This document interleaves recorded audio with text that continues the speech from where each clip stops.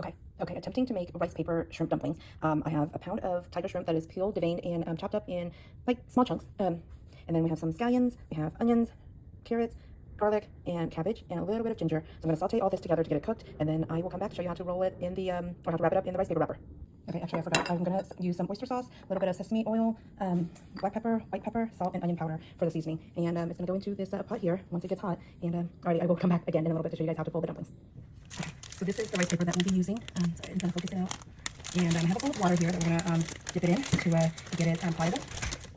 I'm just gonna do a quick round, make sure both sides are wet, and put it on a plate, or if you guys have a cutting board, you can use that.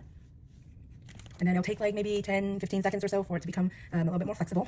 And here's the mixture. I cooked it enough, but I made sure that it's not overcooked because we're gonna be frying this again, so the shrimp is going to, finish cooking in the oil. And what we're gonna do is we're gonna put, I don't know how much this is, like a tablespoon, 2 tablespoons maybe, of the mixture in here. And still waiting for it to be pliable. Sorry, you guys. So we're gonna wrap it up like this, sort of like a burrito, but in a square form. I don't know if that makes sense.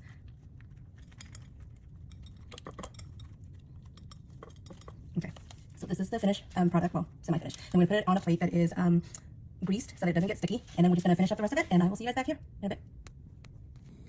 Okay, guys, the dumplings are wrapped. I did 9 on here, regular, and then I saw one recipe that says to kind of like dust it with cornstarch, so I had extra, so I'm just gonna try a few of them with the cornstarch and see how it fries, if it's any different than this one. But yeah, and then I have oil here, waiting to get hot, and that's it.